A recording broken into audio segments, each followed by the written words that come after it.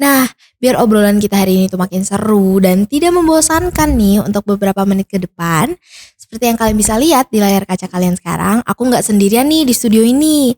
Di samping aku udah hadir narasumber kita hari ini yang keren banget, yaitu ada Kak Ronald Wirawan. Halo Kak Ronald. Halo. Oke deh, mungkin nggak usah lama-lama, Kak Ronald boleh langsung aja nih memperkenalkan diri secara lebih lengkap ke teman-teman Sobat YBHK. Oke. Nama saya Ronald Wirawan. Saya alumni dari SMP Tarsisius 2. Saya itu dari TK sampai SMP saya dari Tarsisius 2. Dan selanjutnya saya akhirnya kuliah ke luar ya. Oke deh. Anyway, Sobat YBHK, Kak Ronald ini bekerja di bidang bursa saham ya Kak? Iya betul. Nah, tapi sebelum kita bahas tentang pekerjaannya, kita flashback dulu kali nih ke masa-masa Kak Ronald bersekolah gitu. Iya. Boleh gak nih Kak kasih tahu alasan kenapa sih Kakak memilih untuk bersekolah di Tarsisius 2? Mungkin lebih tepatnya bukan saya yang memilih ya, orang tua saya yang memilih ya. Jadi saya tinggal gak jauh dari sini dan orang tua saya juga besar di lingkungan sekolah Katolik ya. Jadi menurut mereka pengen anaknya juga besar di lingkungan sekolah Katolik yang terkenal disiplin.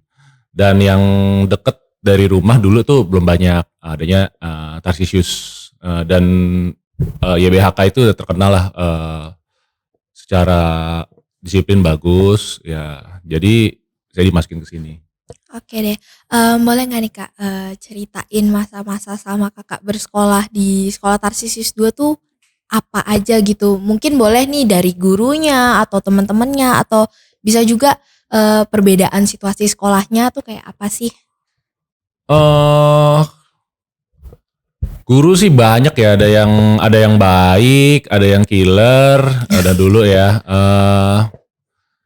Salah satu guru yang saya ingat itu ya guru favorit saya kali ya, Bu Catherine ya. Itu gurunya cantik, baik, guru mat ya. Kebetulan mungkin karena kebetulan juga saya bagus di mat, jadi kita klop. Teman-temannya juga saya suka sih di Tarsisius. Jadi zaman saya dulu itu kita itu beda-beda dari sisi ras, agama, semua itu tuh biasa banget gitu dulu. Enak banget gitu. Sekarang itu yang mana di zaman sekarang itu udah sedikit berkurang ya. Tapi zaman dulu tuh enak banget. Jadi ya saya cukup suka sih di Tarsisius. Kalau misalnya situasi sekolah pada masa itu tuh kayak apa sih? Karena kan bisa dilihat perbedaan gap jaraknya jauh banget nih sama yang sekarang gitu. Oh gitu ya. Iya. Iya dulu tuh zaman saya itu mungkin zaman-zaman sebelum transisi ya. Jadi zaman saya itu sebelum zaman komputer tuh meledak itu, zaman internet. Jadi zaman dulu tuh anak-anak masih hobinya ya bukan warnet, hobinya tuh ya olahraga, musik, cuman lebih olahraga lah. Gitu. Jadi ya semuanya lebih begitu gitu. Kita semua offline lah, nggak ada yang online. Iya. Handphone juga masih jarang dulu. Oh gitu. Dulu pas Kakak sekolah di sekolah Tarsisius 2 ada ikut ekskul gitu gak sih Kak? Saya dulu ikut basket. Oh, anak basket nih teman-teman. Iya. Kalau misalnya untuk organisasi ada nggak? Join OSIS kah atau gimana? Saya dulu sempat OSIS sebentar sih iya. Tapi karena saya juga dulu saya ada kesibukan lain dulu. Jadi saya sering izin jadi akhirnya nggak bisa. Oh gitu. Selama Kakak bersekolah di sekolah Tarsisius 2 ada nggak sih Kak nilai-nilai positif yang bisa Kakak ambil gitu? Nilai positif yang bisa saya ambil ya banyak lah. Salah satunya tadi disiplin, 2 keberagaman, 3 ya ini apa ya? Hobi saya terbangun di sini juga sih. Salah satu hobi yang jadi passion saya terbangun juga di Tarsisius 2 sih. Kalau boleh tahu nih Kak, hobinya apa sih yang terbangun di sekolah Tarsisius 2 ini? Saya hobi tuh di bidang musik ya, terutama ya. Saya boleh cerita nih? Boleh banget malah. Jadi dulu pas SMP itu kan, saya kayak bilang tadi, belum ada tuh zaman-zaman anak-anak ke warnet gitu kan. Jadi ya kita hobinya ya main di lapangan, main ya main bola, main basket, ya atau ya lain-lain lah. Nah terus kebetulan saya di SMP itu ketemu beberapa temen nih yang sama-sama suka musik. Oke. Jadi kita main musik gitu. Saya dulu pemalu banget by the way. Oh, oke. Dari TK sampai SD saya malu banget. Nah cuman pas SMP saya suka musik, ketemu teman-teman ini, saya suka latihan. One day ini ada acara kayak akhir tahun di Tarsisius. Nah terus mau ikutan gak nih? Ya udah boleh ikutan deh gitu kan. Jadi saya pikir saya adalah salah satu band pengisi acara. Oke. Betul kan? Ya. Totonya adalah ini saya satu-satunya band pengisi acara. Jadi ini jadi konser tunggal nih judulnya nih kan. Nah saya deg-degan nih, saya bingung nih, wah gimana nih. Tapi ya udahlah, show must go on kan. Jadi ya saya tampil, ya udah gitu. Sejak itu ya PD saya langsung upgrade. Oke. Karena Berarti situasi itu. anak band lah ya bisa dibilang. Dulu. Oh ya Kak, selama Kakak bersekolah di Tarsisius 2 itu ada gak sih tantangan-tantangan tersendiri nih yang Kakak hadapi pada masa itu gitu? Kalau ada boleh banget diceritain. Oke, tantangannya mungkin transportasi kali ya. Oh, oke. Iya, jadi seperti saya bilang rumah saya dekat, cuman nggak terlalu dekat. Jadi dulu saya bergantung banget sama yang namanya antar jemput atau mobil. Oke. Jadi menurut saya itu agak menghambat karena sebenarnya menurut saya banyak kegiatan aktivitas sekolah yang bisa saya lakuin. Mungkin ya kita di OSIS segala macem. Yang saya akan dengan senang hati berpartisipasi apabila jaraknya memungkinkan. Cuman waktu itu kan belum ada tuh yang namanya Gojek, belum ada semuanya. Oh iya, benar. Taksi juga mahal dulu. Iya sih.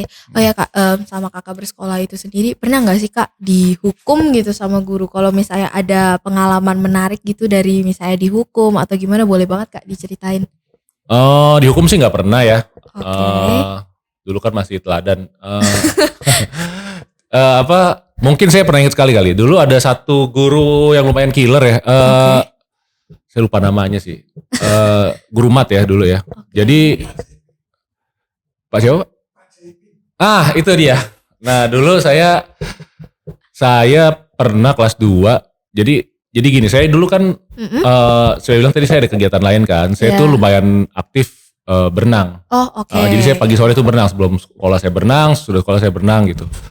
Nah jadi kadang-kadang pas lagi jam sekolah itu ngantuk kan. Nah one day ini ngantuknya udah gak ketahan nih, dan lagi pelajarannya si Pak Jaipin. Nah terus mendadak dia kayak ngeliat saya ngantuk deh. Jadi dia dipanggil ke depan nih. Ini kamu kerjain soal nih.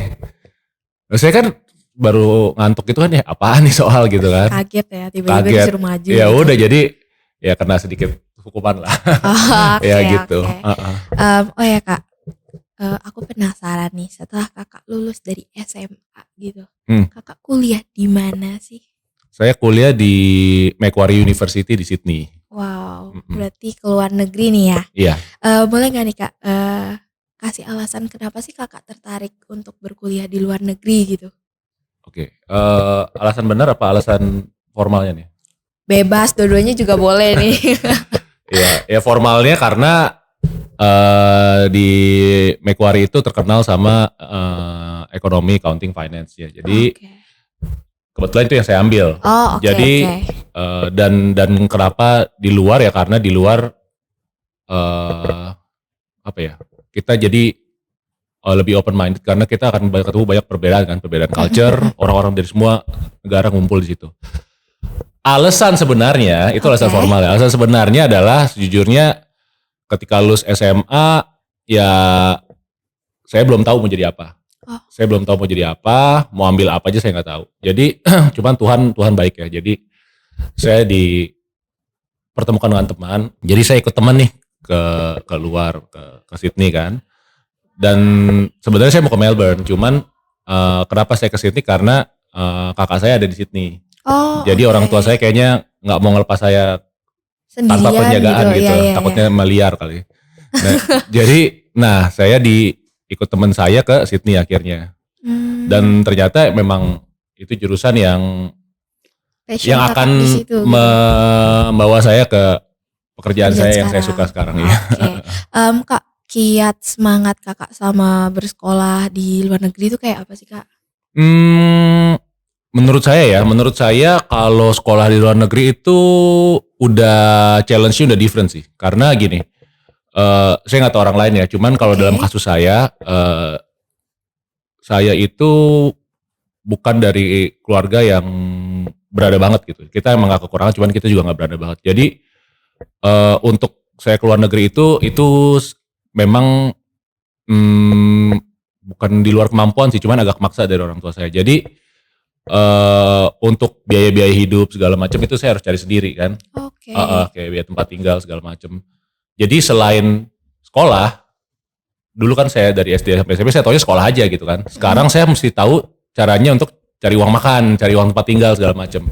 Nah itu different challenge. Jadi kalau kamu tanya kiat-kiat sekolah di luar negeri apa? Kalau sekolah di luar negeri ya satu, ya kita harus ada kesadaran diri sendiri lah. Karena pas di sekolah kan udah ada jadwalnya ya. Kalau ini Mhm. kan kita jadwal pilih sendiri. Apa pilih sendiri? Satu udah harus ada kesadaran diri. Dua ya harus disiplin sendiri lah. Dua, Oke. ketiga baik-baik penggunaan uang. Nah itu kita atur sendiri yang benar. Ya sama itulah. Jangan pernah takut untuk ketemu orang lain, terutama orang dari negara lain ya. Orang Oke. kadang-kadang tuh, ini saya nggak tahu ya. Cuman saya lihat sih Mhm. beberapa kadang-kadang kita di orang timur itu kalau ketemu orang barat kayaknya rada-rada gimana gitu. Padahal ya yang sama aja sebenarnya. Oke Ya kita lebih oke. bagus kali sebenarnya gitu. Cuman ya masalah kepercayaan diri aja kali. Oke, Heeh. pedenya gitu lah ya. Pede dan pelatihan untuk bicara di depan umum kali. Oke, Heeh. public speaking berarti ya Yes. teman-teman. Oh ya Kak, Kakak tadi ambil jurusan apa kalau boleh tahu? Saya accounting and finance. Nah itu belajar apa sih Kak, jurusan itu? Ya yang pasti belajar accounting ya. Oke. Belajar accounting sama belajar finance. Finance itu lebih ke arah kayak makroekonomi. Makroekonomi itu kayak apa yang terjadi di negara, di Oke. dunia. Terus finance lah. Dari angka-angka di ledgernya akuntansi itu artinya apa sih gitu kan. Mhm Nah mhm. itu di finance tuh ada kayak ini ada Oke. rasio-rasionya segala macam. Intinya semua kembali ke ekonomi lah. Oke, berarti Iya. secara garis besar belajar tentang ekonomi lah ya. Makro dan mikro ya. Oke deh, teman-teman sekarang kita pindah kali ya ke topik yang ditunggu-tunggu nih sama teman-teman tentang pekerjaannya Kak Ronald gitu. Ya. Kak Ronald ini kan bekerja di bidang bursa saham gitu. Boleh nggak nih Kak, jelasin ke aku dan sobat YBAK yang lagi nonton podcast ini, apa sih bursa saham itu gitu? Ya. Eh Mungkin tepatnya saya kerja sebagai trader saham kali ya. Saya kerja di pasar saham betul. Bursa saham itu sebenarnya adalah satu tempat di mana satu wadah di mana kita dan perusahaan itu bisa saling bertransaksi jual beli. Si Oke. perusahaan akan mencoba menjual eh, si perusahaan akan mendaftarkan saham-sahamnya untuk dijual. Nah, nanti di situ ada pembeli dan ada penjual nih. Mhm. Mungkin inget ya, dulu ada pelajaran ada monopoli, Oh ya kan? iya. Monopoli kan cuma satu penjual ya. Terus nanti ada oligopoli berapa orang. Nah, ini kalau ini nih perfect competition. Jadi kita pembelinya bisa kelihatan berapa, penjualnya bisa kelihatan berapa gitu. Nah, jadi Oke. di sini intinya adalah tempat di mana perusahaan-perusahaan yang sudah terdaftar itu akan melakukan penjualan sahamnya, jual beli sahamnya. Nanti ada pembeli dan penjual yang bisa melakukan transaksi dan kita bisa ngeliat harganya berapa secara Oke. terbuka. Oke deh. Kak, untuk bekerja di bidang yang Kakak geluti sekarang itu ada kemampuan atau pengetahuan khusus gak sih yang harus kita miliki sebelum masuk ke bidang yang sama-sama Kakak kerjakan sekarang ini? Iya, iya, iya. Kemampuan khusus sih kayaknya di setiap pekerjaan ya. Mhm. Mau pekerjaan ini atau yang lain juga satu ya kita harus suka kerjaan kita deh. Cuman Oke. masalahnya mungkin nggak semua orang beruntung bisa langsung dapat pekerjaan yang dia suka gitu. Saya juga nggak langsung gitu. eh Mungkin ya ilmu ekonomi harus ada yang pasti kalau Oke. di sini kan. Karena kita tadi saya bilang kita ada melakukan jual beli saham dari perusahaan kan. Mhm. Nah kalau kita melakukan jual beli saham dari perusahaan kita harus tahu kan saham yang kita beli itu bagus atau jelek. Oh iya benar. Bener dong. Mm-mm. Kita kan gak mau beli kucing dalam karung. Iya. Jadi ya kita harus tahu caranya at least caranya ngitung lah, benchmarknya apa nih. Oh ini perusahaan bagus, oh ini perusahaan kurang gitu. Jadi ya ilmu ekonomi harus ada. Cuman bukan berarti harus ada juga, karena ada juga teman-teman saya yang kerja di bidang saya itu lulusannya dari pangan gitu, atau dari apa, ilmu komunikasi juga ada. Maksudnya yang penting mungkin lebih ke arah gini kali. Kalau kita tadi saya bilang harus lulusan ekonomi kan, yang related to ekonomi lah. Itu kayak kita daki gunung, kita kalau lulusan ilmu ekonomi kita udah ada perlengkapannya lah. Kalau mereka yang enggak ya mereka ya belajar lagi gitu. iya, telanjang kaki lah gitu naik ke atas gunung. Tapi kalau emang bisa bertahan ya lama-lama ya sama aja nyampe ke atas juga. Kak, ini ada bisa dibilang pertanyaan menarik gitu. Boleh nggak nih jelasin dikit apa sih itu Bitcoin, kripto atau uang elektronik lainnya gitu? Iya. Sebenarnya Bitcoin, kripto itu sebenarnya nggak terlalu related ke saham ya, nggak related. Cuman ya rata-rata ya orang tahu lah. Bitcoin itu sebenarnya mungkin pertanyaannya apa itu cryptocurrency kali. Cryptocurrency itu adalah ibaratnya mata uang baru, mata uang digital baru. Yang kalau misalnya kita mata uang sekarang kan ada rupiah, ada dolar, ada apa, itu kan diregulasi oleh pihak ketiga. Kalau rupiah itu ada namanya Bank Indonesia, kalau dolar itu ada namanya Federal Reserve. Kalau cryptocurrency itu nggak ada tuh kayak gitu. Jadi kita semua ini desentralisasi, jadi tanpa ada regulator. Jadi catatan kamu sama catatan saya sama gitu. Jadi kenapa orang menciptakan ini? Karena mereka nggak mau transaksi mereka itu ada ya regulator yang mengawasi. Ya, jadi ini mata uang baru. Nah, salah satu mata uang cryptocurrency yang paling populer adalah Bitcoin. Ada juga Ether berikutnya. Jadi Bitcoin itu adalah salah satu dari cryptocurrency. Nah, saya tambahin dikit ya. Oke, boleh. Ini semua terjadi karena teknologi yang semakin maju kan. Iya. Sebelumnya kan ya internetnya masih slow gimana, jadi nggak mungkin bisa. Nah, selain cryptocurrency ada lagi yang namanya NFT, mungkin sering dengar ya. Oh iya, yang ada gambar-gambar aneh-aneh gitu. Nah, itu juga sama. Itu NFT itu pembeliannya dengan menggunakan Bitcoin, Ether, menggunakan cryptocurrency ini. Nah, nanti NFT ini juga bisa diperjualbelikan lagi gitu. Iya, benar. Sebenarnya apapun bisa diperjualbelikan lah, bisa menjadi mata uang baru gitu. Asal kita semua pengen aja gitu. Jadi semakin banyak orang yang bermain Bitcoin, semakin tinggi pula harga Bitcoin. Paham. Kira-kira penjelasan singkatnya begitu deh. Kak, kalau misalnya cryptocurrency sama saham itu beda apa sama sih, Kak? Beda. Boleh dijelasin nggak tuh, Kak, perbedaannya gimana? Kalau saham itu kan kita membeli bagian dari suatu perusahaan yang terdaftar. Iya. Jadi kita bisa ngecek nih, ini perusahaan bagus apa enggak, revenue apa enggak, rugi apa enggak gitu kan.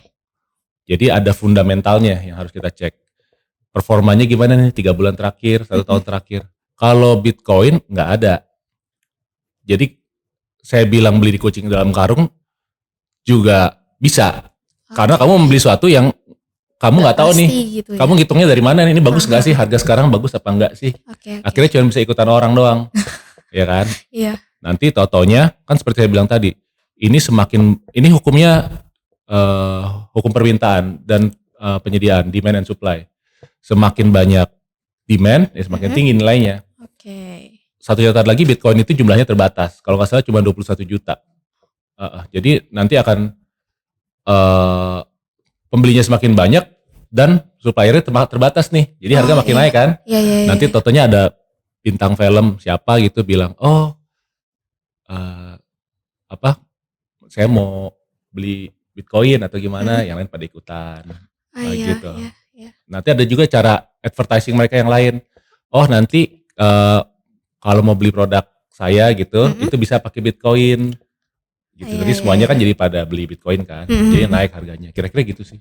Oke deh, Kak, mau nanya nih, untuk kakak sendiri ada nggak sih tantangan yang kakak hadapi saat menggeluti atau bekerja di bidang ini gitu? Ada sih, ada. Tapi kayaknya sama sih di bidang apapun ya. Ya satu ya harus bisa teamwork ya. Satu harus bisa teamwork lah. Oke. Itu paling penting di kantor lah, harus bisa teamwork. Dua, ya harus belajar cepat. Belajar cepat karena di bidang saya ini kan jual beli saham itu kan high risk high return ya. Kalau salah ya perusahaan langsung rugi gitu. Jadi harus belajar cepat. Tiga ya harus berani berani komunikasi lah. Oh, Jangan malu-malu. oke. Kak, untuk pengalaman nih Kak, ada nggak sih pengalaman menarik yang Kakak terima gitu saat bekerja di bidang ini? Kalau ada mungkin boleh banget diceritain ke aku dan Sobat YBK yang lagi nonton podcast ini nih Kak. Pengalaman menarik yang bagus apa yang Bebas, yang bagus boleh, yang enggak juga nggak apa-apa. oh ya yang bagus sih pengalaman menariknya sih ya saya ketemu orang-orang penting negara lah ya. Oke. Kayak pernah ketemu bukannya sering ketemu, kayak waktu itu pernah ketemu juga cuma ngeliat doang sih. Tapi secara Oke. live kayak Pak Jokowi gitu, Pak Erick Thohir gitu-gitu. Kalau yang jeleknya sih hampir nggak ada ya, semua bagus ya buat belajar. Oke deh, oke kalau kayak gitu. Terakhir nih Kak, sebelum kita tutup, ada nggak pesan-pesan yang ingin disampaikan kepada generasi muda, sobat-sobat YBK yang lagi nonton podcast ini? Pesan-pesan ya paling begini sih. Ini kan zaman semakin maju, itu kompetisi semakin tinggi. Jadi yang lebih muda itu ya satu harus update sama perubahan, itu yang paling penting, perubahan teknologi terutama ya. Mungkin pakem yang dulu berlaku sekarang udah nggak berlaku lagi gitu, secepat itu berubahnya. Terus jangan pernah ngerasa kita itu ada di safe zone, zona nyaman. Kita harus terus evolve lah gitu. Ini semua perlombaan lah sekarang. Jadi siapa yang terus evolve itulah yang bertahan gitu. Kan sekarang makin terbuka kan, internet juga makin bagus segala macem. Kerjaan juga nggak itu aja gitu. Kalau zaman orang tua saya dulu misalkan nih, kerjaan yang populer ini, sekarang udah enggak gitu. Oh iya. Ada perubahan-perubahan baru gitu. Sekarang kan yang populer kan streamer gitu di YouTube atau gimana gitu. Jadi ya akan terus berubah lah. Jadi kalau mau menjadi entrepreneur, jadi buka bisnis sendiri, ya itu pengalaman praktikal itu penting menurut saya. Tapi kalau mau jadi profesional kerja sama orang, ya itu mau nggak mau rekor akademis itu penting juga gitu. Jadi poin yang saya bilang adalah kalau kamu mau jadi pengusaha sendiri, kamu perbanyak tuh pengalaman kamu praktikal, networking. Kalau kamu mau jadi profesional gitu kerja di kantoran ya kamu harus sekolah yang tinggi. Iya benar-benar. Iya. Oke deh, Sobat YBK, jadi itu dia nih perbincangan aku sama Kak Ronald hari ini. Terima kasih banyak Kak Ronald yang udah mau berbagi cerita dan pengalaman. Sama-sama. Ke Sobat YBHK yang lagi nonton podcast ini. Aku juga mau bilang makasih banyak untuk Sobat YBHK yang udah nonton dari awal sampai akhir. Saya Keisha Angelina Ayumi dan Ronald Wirawan. pamit undur diri, sampai jumpa di podcast selanjutnya. Bye-bye.